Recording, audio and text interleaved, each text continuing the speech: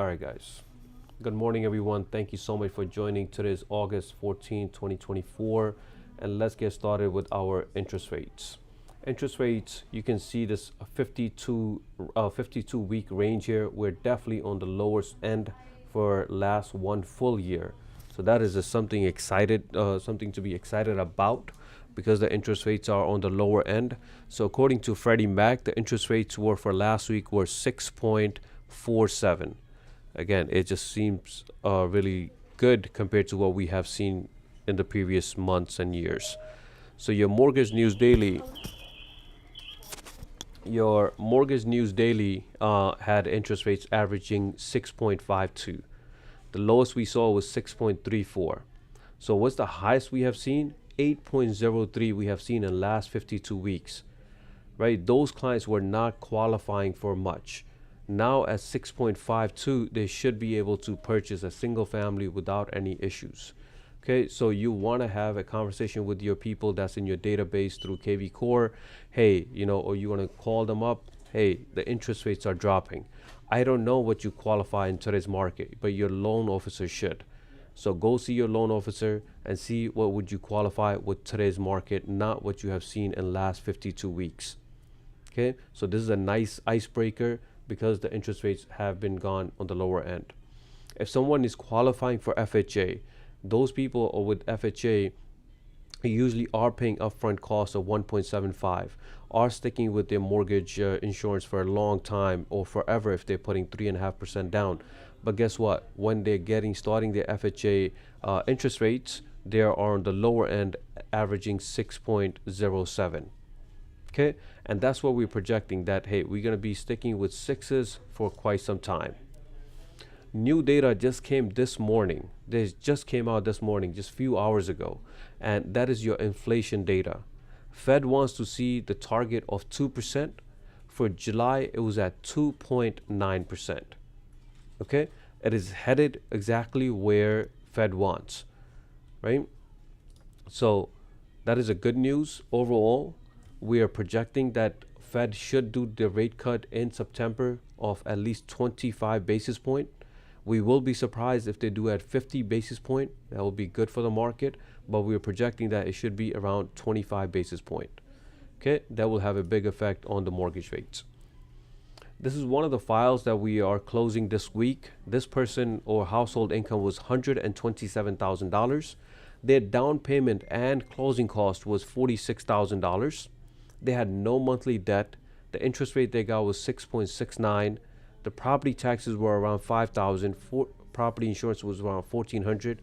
So this is a typical scenario that you will see from a Queens household.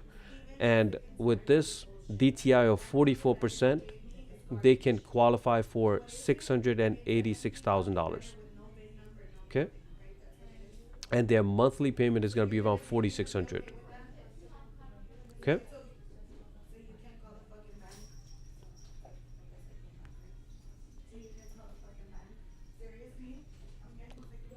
All right. So this is a typical household income. Maybe two people are working, three people are working. Combined income of $27,000. Down payment was not a huge amount, $46,000, including your closing cost. Their DTI was still at 44%, and they qualified for 686. Okay. Next in the news, guys, the biggest news that we're seeing, or the biggest headlines in the news, is to educate the first-time home buyers that hey, things are changing in real estate market. But realtors know this. We're staying up to date on a weekly basis, but not every household is checking up on the real estate side. But people who are looking to purchase, first-time home buyers, are reading these news. So according to CNN, it says biggest shakeup in a century set to hit real estate against this week, right? So real estate agents are preparing themselves. The first-time home buyers is going to be reading different news outlet and be educated through that too. So when you are having a conversation, do like, yes, I heard this, I saw this on the news. Okay, majority of them are talking about, hey, what changes are coming to real estate. And the other headline that we just mentioned, inflation slipped to 2.9% in July. Okay. So what is actually changing, right? Number one is that we do need written agreements from buyers. So if you're showing them properties and if you're thinking that, hey, I'm going to get this document signed when I'm putting in an offer, guys, that's already violating the law, right? That's already too late. You cannot show them properties without written agreements.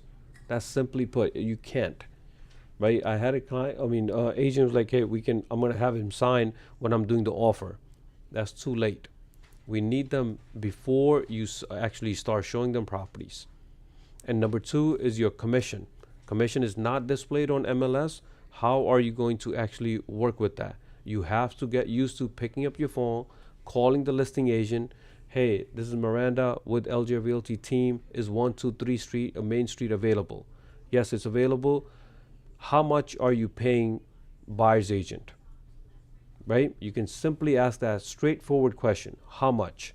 Some agent might say, hey, are you paying anything? Some agent might say, hey, how much are you paying me? Right? I like the second option because you're asking them, you're expecting them to say, hey, either 1%, 2%, whatever, it's all negotiable. Okay? So get used to this. Is this available? How much are you paying? Whatever the amount is, then you have to see your written agreement and see if the buyers are actually paying you or not. We're going to talk about that in a little bit. Okay? So it's easy to say, hey, I'm going to get this document signed, but it's really hard to do. Right? You have to put yourself in buyer's situation. It's like, hey, should I really sign these document or any agreement with this agent? Right? You're looking for a property for yourself. You're not a realtor. You're as a first-time home buyer. Will you sign any document just like that? Absolutely not, right? You really need to know what this agent is all about. Does he or she have experience, right? Are they really going to help me out? Okay. So if I were to ask you guys, hey, we expect all our real estate agent to put this in order. Right, we need to know that, hey, title report does not come before anything else. Closing doesn't happen. This is all not in order at all. Okay, so since we are plenty of us, there's about 12 of us here. Does anybody wants to put it in order?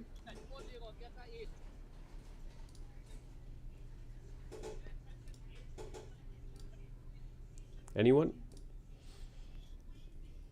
So the first thing from here, from this list, should be, what's the first thing out of this?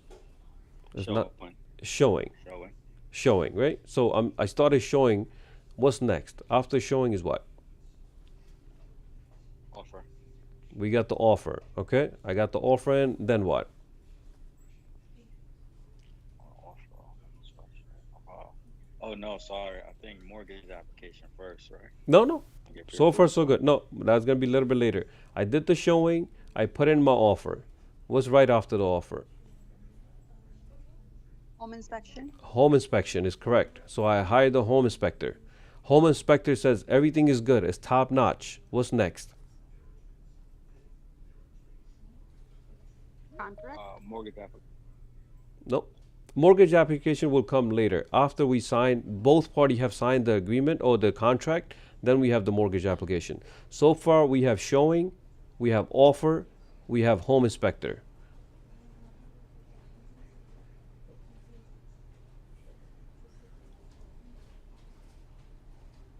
Come on, guys, we can do this. Contract. Who's gonna do the contract? The seller's attorney. Okay, The attorney. so attorney. There you go. Right after the inspector says, "Hey, the report is good, no problem," or even if they give you a report that has a lot of problems, doesn't matter. As soon as we have that, we need an attorney. So I'm filling out my deal sheet. On the deal sheet, I need an attorney's information. Hey, Mr. Buyer, do you have an attorney that you have worked with in the past? If not, I recommend these two guys. Pick one. So they have the attorney, then what?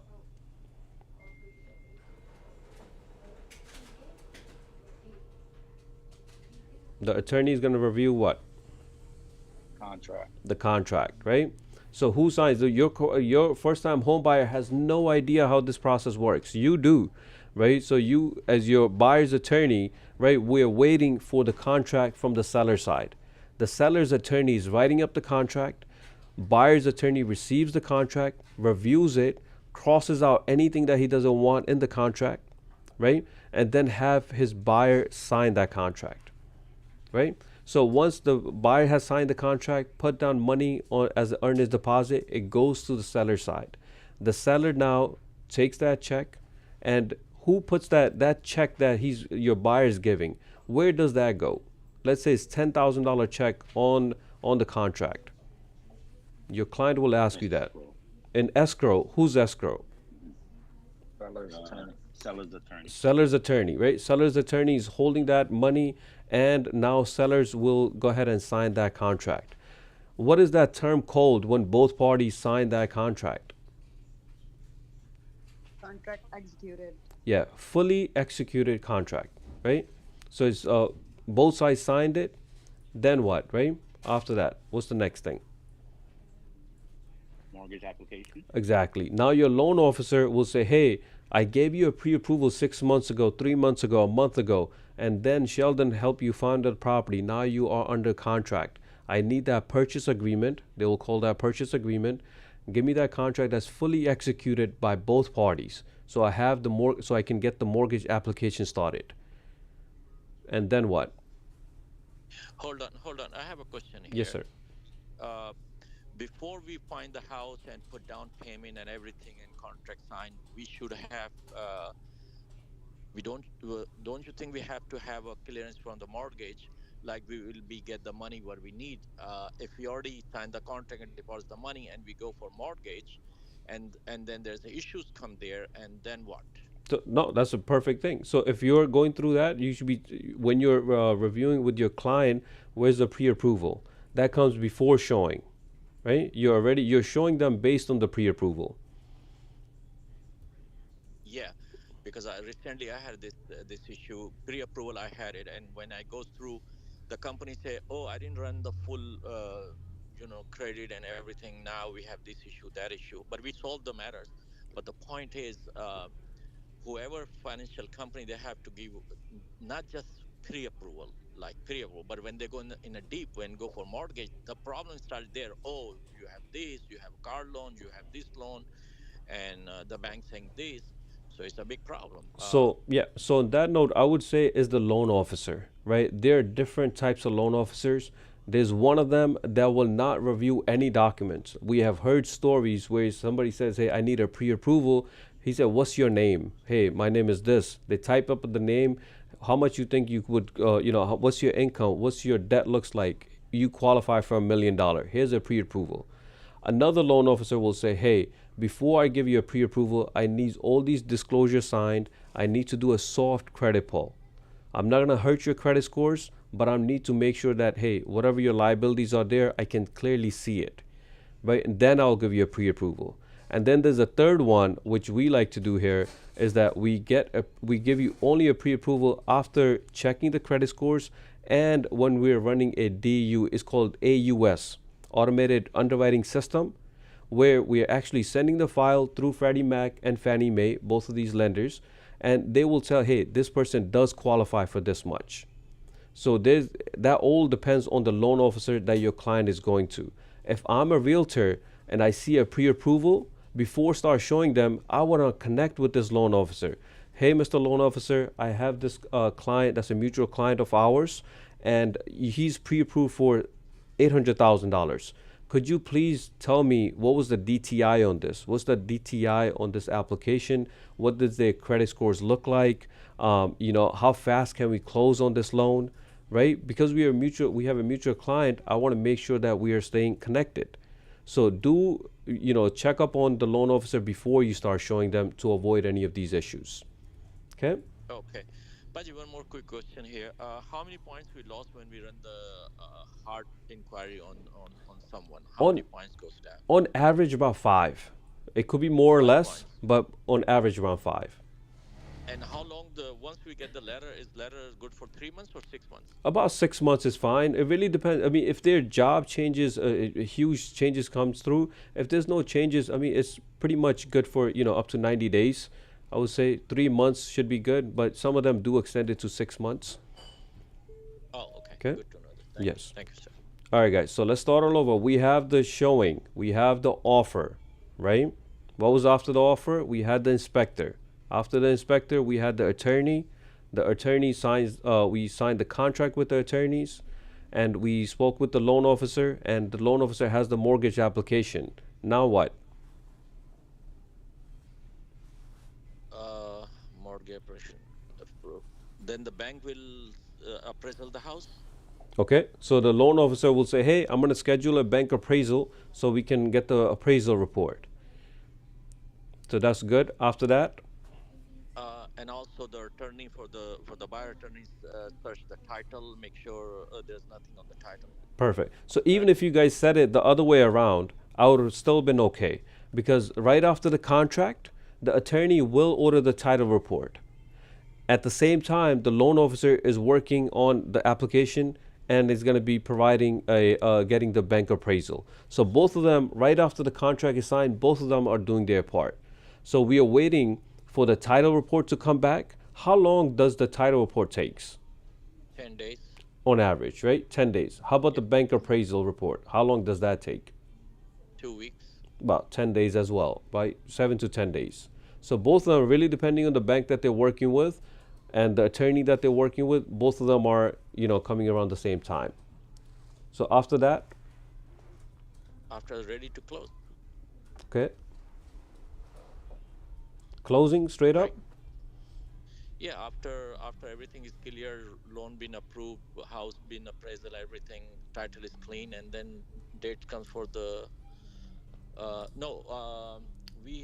Yeah, closing dates come, and before like 48 hours, all the details comes like interest rate will be, what's the tax, and how much mortgage, and all the details will So come in the the paper. client is going through the whole 9 yards with the loan officer, reviewing their CD, right? Their Yeah. closing disclosure, making sure that everything matches with their loan estimate. They're going through that. As a real estate agent, our job is to go through the final walkthrough and make sure that everything is in working order, right? And after that, we have your closing.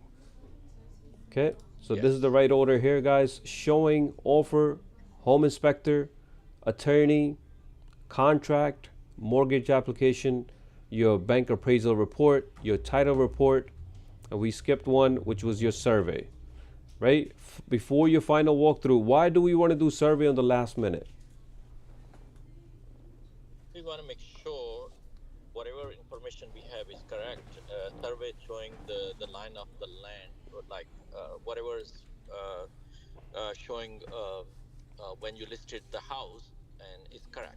Correct. So we don't want to do the title report earlier, Mr. Buyer. We want to make sure that we do it towards end of it because let's just say the title report has issues. If bank appraisal have issues, I don't want you to waste your money on title report, right? We don't want to get sorry on your survey because the survey can be done within 48 hours. We can do it on the last stage and make sure that everything is good. If there are issues, we can resolve it before the closing. Okay, does anybody disagrees with this list or in order? Hello, Pete. Yes, sir. After appraisal, I think commitment should come in. Good. A lot of things like to see commitment before they order the title report. 100%. Anytime you need to go south, the attorney end up paying for the title report. So commitment should be there just after appraisal. Good. This is my opinion. Yes, and sometimes the commitment comes a little bit before. Like with us, when we do a file with UWM, commitment is there within 48 hours, sometimes the same day, sometimes within 24 hours. You're 100% right. And these are not the only steps, guys. There's steps that goes between this because of this meeting. I just want to have you guys to have a understanding the process. And Mr. Ali, you're 100% right. We want to do that. Same thing when it comes to the loan officer. There's a pre-approval, there's a loan estimate, there's a closing disclosure. All of them go in order as well. Okay. Anybody else wants to add anything to this list?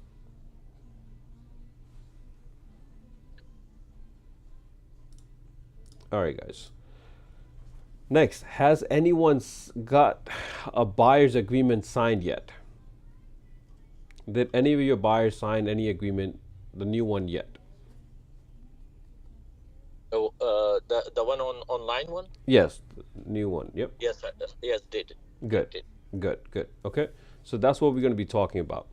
Nobody's going to sign your agreement if there's no presentation, if there's no understanding of the buying process. If they ask you a question about title, about bank appraisal, about commitment, about your earnest deposit, and how to get that money back, which attorney should I handle or go with, and if they feel like you're not answering their question, they're going to be hesitate to sign your agreement. If there's no value to the client, they're not going to sign your agreement, right? We're all competing. There's going to be competition throughout, real estate from county to county with so many different agents. We need to practice our buyer's presentation. Guys, what we're guiding you guys with is just the bullet points. You have to, we are all humans. We all have, uniqueness with how we speak, how we, how we gonna, our body language and everything like that. That's all by practicing, right? You have to start writing down. It was like, hey, this is how I'm gonna speak to them. This is how I'm gonna get this agreement signed, right? Just like how we were doing it with the listing. No owner is giving you a listing if you don't know the process, right? Now, same thing is gonna go from the buyer side. So you need to go over every step of the process, of the buying process with them. You need to show who's involved, when they come in, how much that person cost. If it's an attorney and you say, hey, the attorney might charge you $5,000, that's a problem, right? If the surveyor is going to charge you $1,000, that's a problem. You need to give them the right amounts. Everything is listed in our buyer's presentation. Okay? So common questions. Why do I need a buyer's agent? Right? Somebody might say, hey, why not just work with the listing agent? What would you say to that? That I don't need you as a buyer's agent. I looked up the property in Zillow. I see the listing agent's name. Why can't I just contact him and go through contract with him?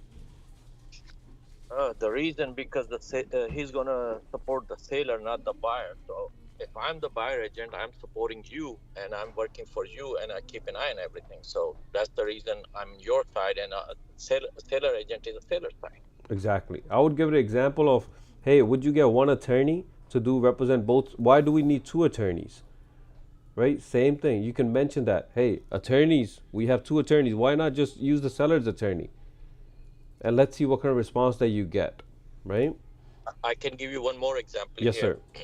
There was a house in a violation, and same attorney, he closed the house and he said, we will take care of, don't worry about it, close the house. House been closed more than 6 years, violation is still there. Yeah. Everybody disappear. There's nothing in a written, verbally talk, and this guy's paying $40,000 now to fix the problem. Wow. Because there was not written. Yeah, that's a perfect example. You can put that in your bag when you're talking, having your presentation, mention those things, right? So you need to tell them that, hey, you need a professional that's always going to be thinking about your best interest, not just negotiating the price, but how about negotiating if the appraisal is lower? How about negotiating if there's title issues? How about negotiating if the final walkthrough has issues? And much more, as you just mentioned. So it's just not one thing that I'm doing. So listing agent is already representing the seller, already has seller's best interest, right? So how will listing agent react when it comes to, negotiation? He's like, hey, no, we already have offers. We already have this, can you go higher? He's not thinking about you, Mr. Buyer. He's not even showing you any comps. He's just showing you what the target is for the seller. If there's any repairs, he's not going to tell you the truth. He's going to tell you to waive the home inspection. He's going to tell you to, hey, waive the bank appraisal contingency because he has other offers, right? If there's any title issues, hey, the issue's too old. There's nothing can be done. Do you want to cancel the deal, right? Everything that the listing agent is going to say is try to avoid that problem, right? If there's any issues at the final walkthrough, he's not going to try to make a big issue out of it. But if it's a buyer's agent, of course, you're going to be taking photos and you're going to be sending it to your to a buyer's attorney. Hey, we have this problem and I need you to hold some money in escrow so we can resolve this problem, right? Listing agent wants to close this deal or be at the closing table as soon as possible. Okay, from your end, I can show you 50 properties. I don't mind.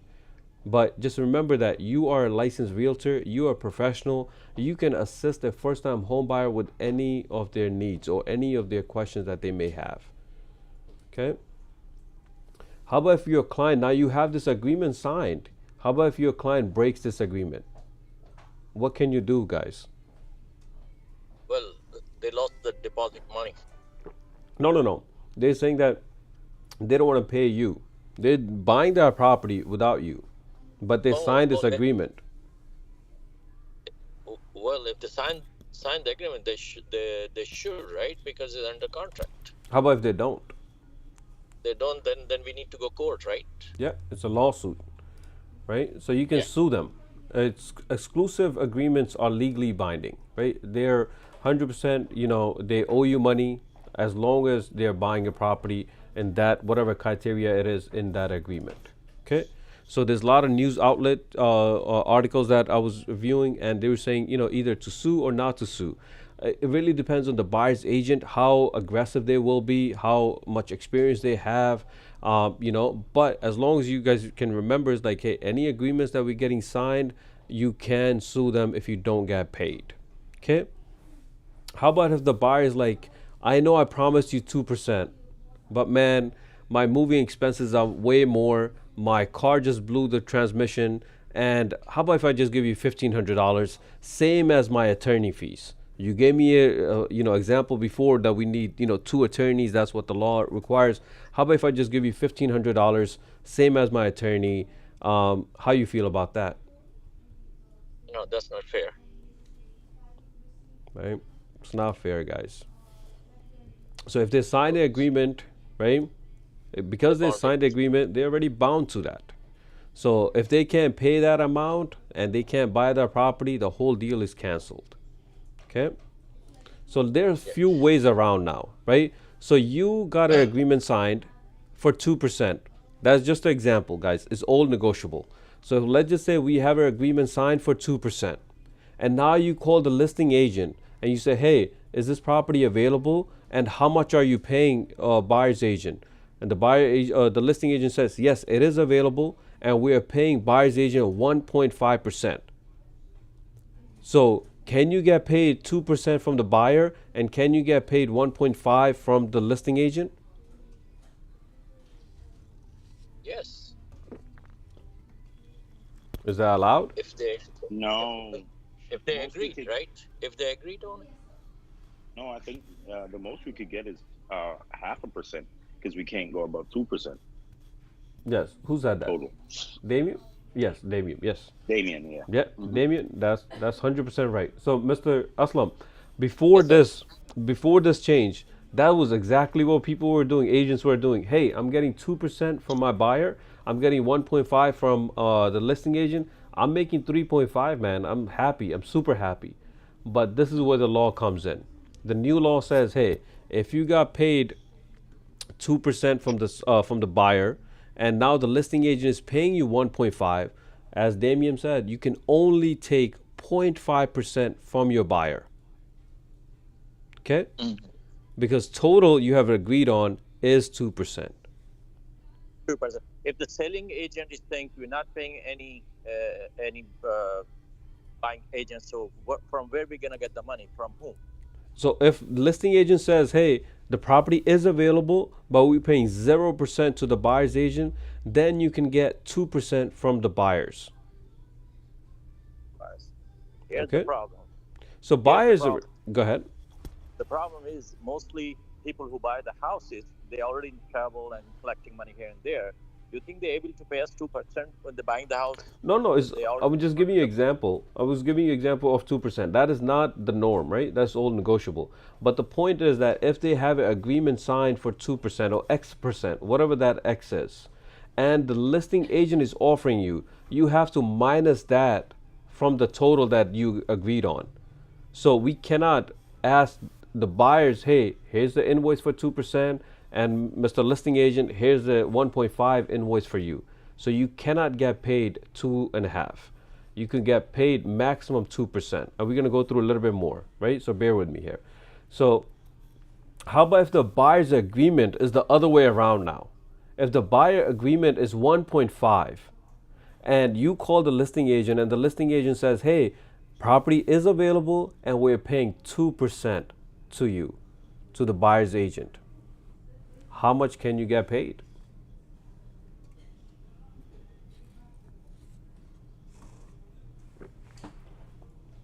No idea. What do you guys think? Isn't the 2%. max still 2%?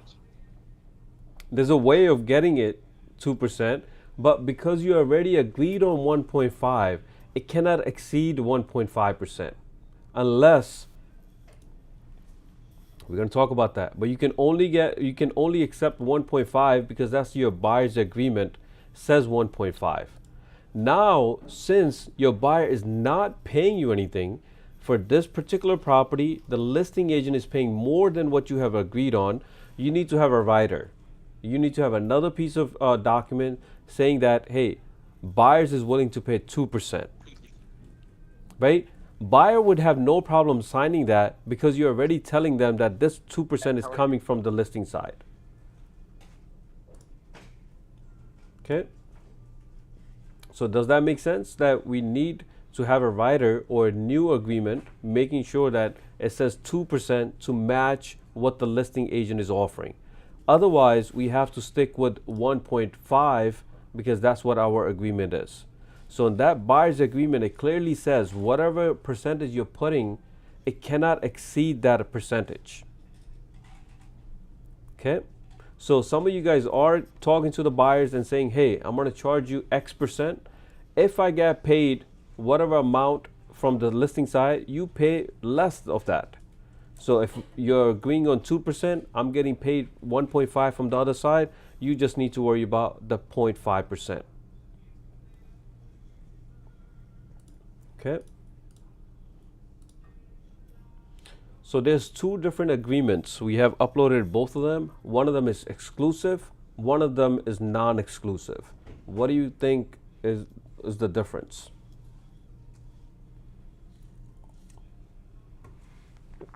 Anyone? So you're going to be talking, giving a exclusive or non-exclusive agreement to your buyers, and they're going to ask me or ask you, what is the difference? With exclusive, they can only work with us and maybe, and with non-exclusive, they are free to go to someone else That's if needed. exactly that. Yep. Non-exclusive, they're working with multiple agents. Government still says, hey, the law still says you can do that. But in that agreement, it tells you how many people they can work with non-exclusive. There's a paragraph there. It will say, hey, this person is willing to work with 2 agents, 3 agents. It will cause problems down the line with non-exclusive. So I highly recommend you keep your exclusive short, right? Your period length of period for these agreements as short as possible to make sure that your client is comfortable with you. But if it's non-exclusive, just know that if you get that signed, that means they're signing non-exclusive with another agent, and we don't know which agent is going to find which property first. Okay, so there will be conflicts down the line with exclusive and non-exclusive. As Rupinder mentioned, that exclusive works only with you, non-exclusive works with multiple agents. Both of these forms are under ljagent.com form section, exclusive and non-exclusive. I highly recommend that you print these out, read line by line, right? Understand every line there is, because that's what your client is going to be asking you. And it will be very unprofessional for you to read that line or try to understand it right in front of your client. Best thing to do is, print it out, read it, make some notes, ask me any questions that you may have on that agreement. Okay? So how about when the buyer doesn't have enough funds? Mr. Aslam mentioned that earlier. If the buyer doesn't have enough funds to pay you, and you're recommending that you adding the commission to the offer, someone could just give me an example. How will that work?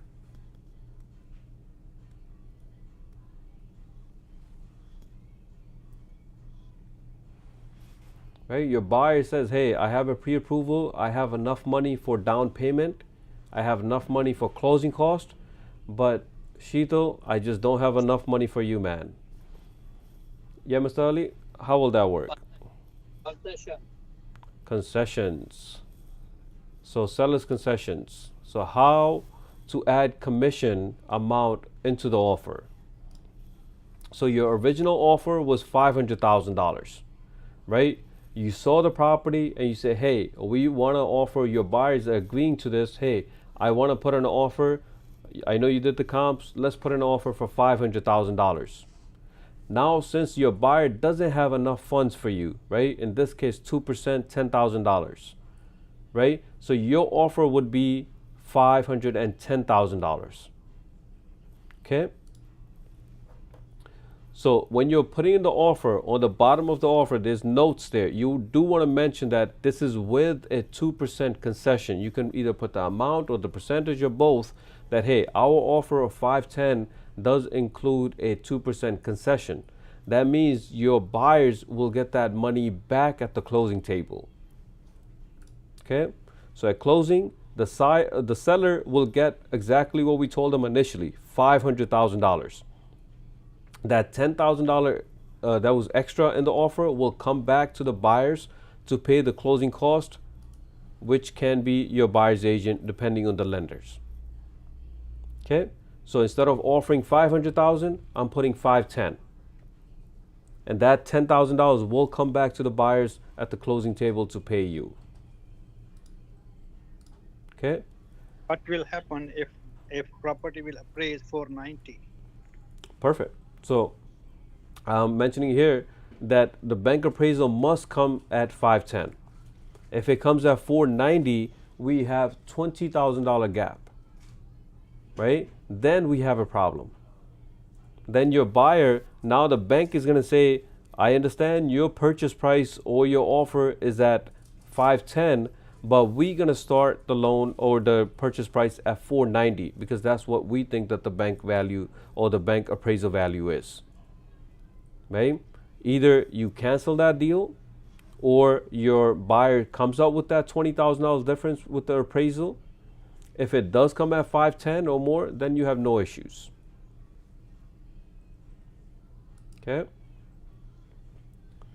So if the bank appraisal is comes lower than the buyer then the buyers are putting the offer, the buyer has to come with the difference, or they can cancel the agreement, really depending on the agreement itself. Okay. So how about if you don't want to take that approach, right? Since the you don't want to worry about your bank appraisal, how about offering, instead of 510, how about offering 490? Right? Forget about the whole contingency for the bank appraisal because you need that $10,000, and you're gonna, instead of you already offering $500,000. Now you don't want to worry about the bank appraisal. Let's put in an offer at 490 and see what happens. Right? So here it says maybe the seller will take a lower price if they don't have to pay any brokers or buyer's agent fees. Before this law, they were forced, right? That's quote unquote, that both, the listing agent was telling them, hey, you have to pay both sides. It's not the case anymore. So if they're only paying, the owner is only paying the listing agent, maybe they'll accept the lower price. So then your original offer was at $500,000. Since there's no offer of commission there, so I will offer them 490. Hey, Mr. Buyer, that $10,000 that you're going to pay me, I'm already offering $10,000 lower in your offer price. Okay? So you have different ways of doing this. So you need to understand this so you can explain it to your client. Hey, we can try the seller's concessions, so it can be added to the loan amount, but we need to worry about your bank appraisal. I wouldn't worry about bank appraisal too much because you're only increasing the price by $5,000 or $10,000 or $15,000 depending on the commission. And if it was a $50,000 gap, then we have a bigger issue. Okay? Or the second approach is, instead of offering $500,000, why not offer them $490? So now your client has $10,000 extra in savings that can go to you. Okay? Questions, guys? Concerns? This is super important for all of us.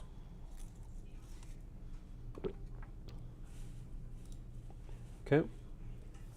So this new law that we're talking about, it was always in effect in commercial real estate. It's always been there, right? Anytime, some of you guys already did commercial, majority of us are still on the residential side. But for the commercial, anytime I see a commercial, I have to call the listing agent. Hey, is this property available? And how much are you paying the buyer's agent? And this was also in effect in 16 states for residential as well. New York just happens to do it now, but 16 other states already were having this law in effect. So I think we just need to go with the new norm. If you guys think that, hey, things is gonna change after this, like, of course things are gonna change. We need to make sure that we are prepared, right? We cannot, if it's a law, it's a law. We just need to adapt to that. And we need to tell our clients, like, hey, this is the new law, and I'm gonna make sure that I find your property. If you don't have enough funds, I can, modify the offer in different ways and see which one works. Okay? When you're mentioning that, hey, this is the percentage that you're gonna be paying me, maybe it will be paid half of that, maybe a little bit or majority of it from the selling side. If it is, I'm gonna subtract that amount from the total that you owe me. You need to clearly, make sure that you understand it and you can explain to your client, guys. Okay? Learn how you're gonna speak with your clients, right? Know what you're offering, right? If you have full experience of all these closings, you have no issue explaining, then you can ask them X amount, right? If you're brand new, maybe you want to be on the lower end. If you have full experience, you have closed plenty of deals, then you maybe want to ask more. It all depends on what you're offering versus what you're asking. Okay? So will the commission overall for listing side or the buyer side go down? It can, right? For the listing side, now every listing agent that's going to the listing appointment are simply saying, hey, you just need to worry about me getting paid and not from the buyer side. That's the new law. So instead of paying me, 3%, you can pay me 2% or 1.5%, whatever it is. So overall commission from the listing side may shrink a bit, but the bigger effect is going to be for the buyer's agent, right? Because buyer's agents are competing left and right. There's going to be some agents who have no experience, so they're going to be asking for maybe a flat fee or a lower commission. So overall, the buyer's agent's commission may come down. Okay. So guys, questions, concerns on the commission itself. How you're going to talk to your clients, what you have to offer, and how you're going to get paid.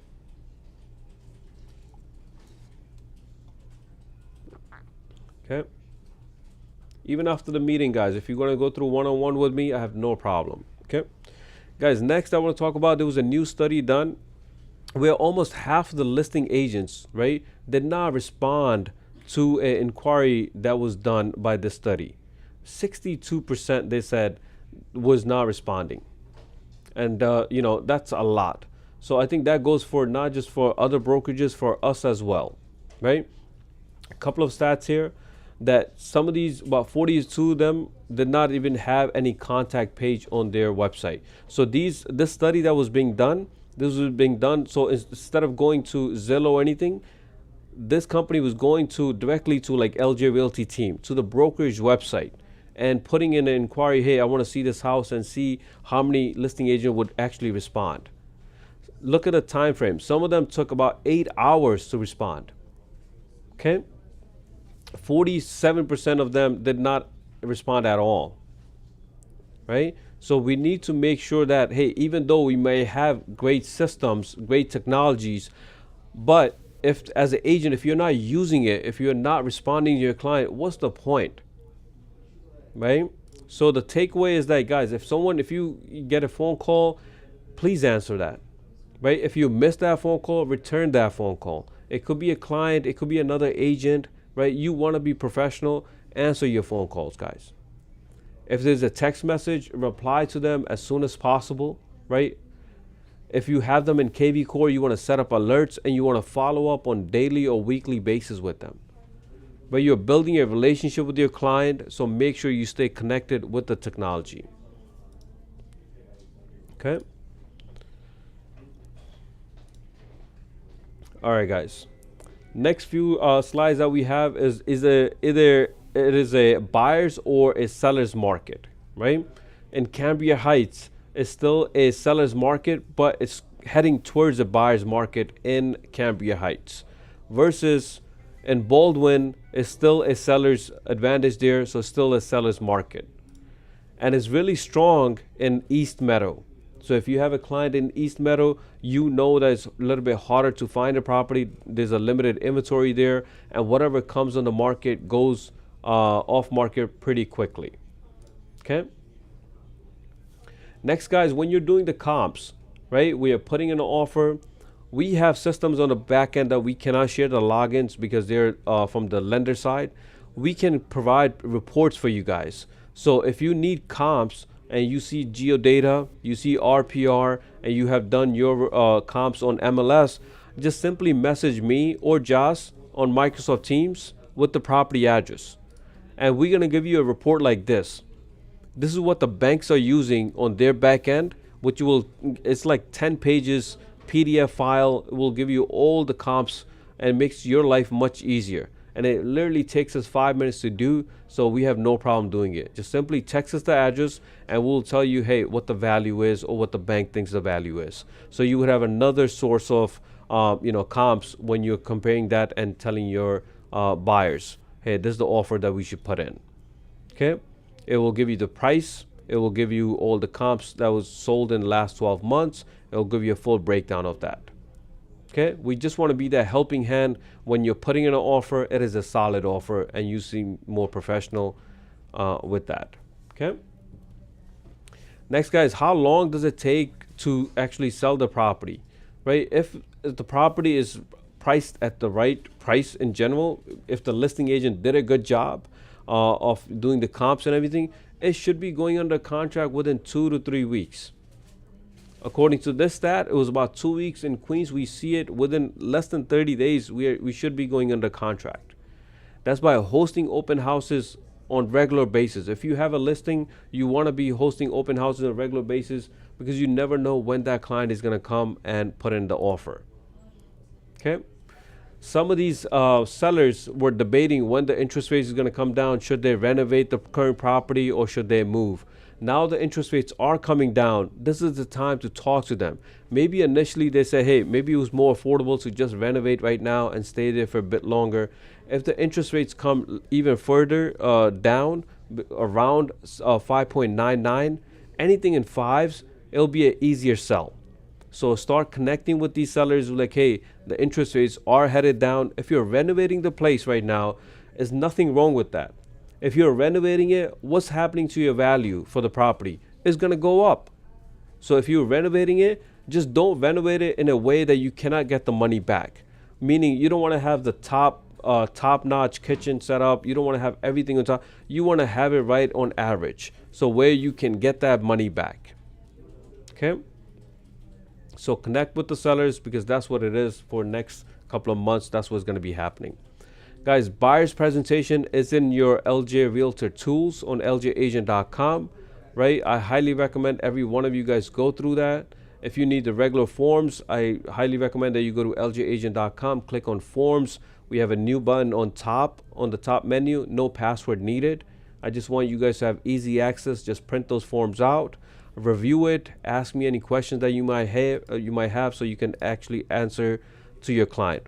And just remember that we need your your right to represent agreement, your disclosures, agency disclosure, and your anti-discrimination disclosure signed on the same date, not later, right? Everything else can be the contract and all that could be later on, but these 3 forms should have the same date. And this all should be done before your first showing. Okay. We have a new property available by AP in Valley Stream, guys. So if you have a client, please do show that property. It's 1 family, 3 beds, 2 bathrooms. You have your contact information for AP, so please contact him. We have another one by Paul here in Jamaica. It's a 6 family, 12 beds, so it's for investment. So if someone is looking for investment, it's fully occupied, please do show this property. Okay, guys, this is going to be more critical than before, right? How many leads that you have, how many people you're actually working with. So anybody that's not under contract yet, Starting 17th is going to be the law that you need these documents, they're required to be signed before you show them. So next showing that you have, like, hey, it's the new law. I have to get these documents signed. I'll give you a copy of it, and then we can start showing. If they're not comfortable, right? If they say, hey, I don't want to work with you for 3 months. I don't know how you're going to perform. Keep it for 30 days. You know, I don't know. Everything's negotiable. You can, go as long as a year, as short as 30 days, 7 days, whatever you guys agree on. But feel that client out, see how comfortable they are with you, and follow up with them. Be a top performer for them, meaning you're showing them any new listing that comes on the market right away.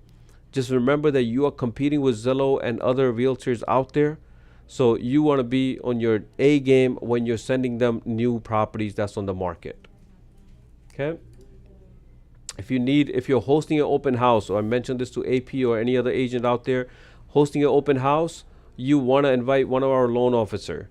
If you cannot host the open house yourself, guys, you want to ask another agent to do it. A new agent will be, have no problem hosting an open house for you if you're the listing agent. Just reach out to us. Okay. Guys, that will do it from my end. The biggest takeaway should be the commission, how I'm going to get paid, how much can I get paid, how can I put in the offer, how could I make sure that, there's no surprises for me, at the closing table. So you want to prepare yourself, guys.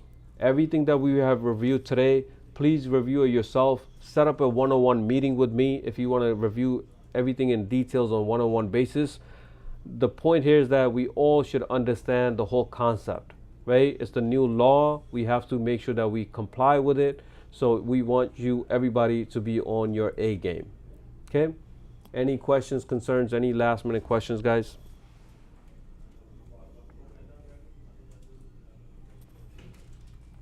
All right, guys. Thank you so much for joining, guys. I will see you guys next time. You guys take care. Thank you. You're welcome, guys. Take care.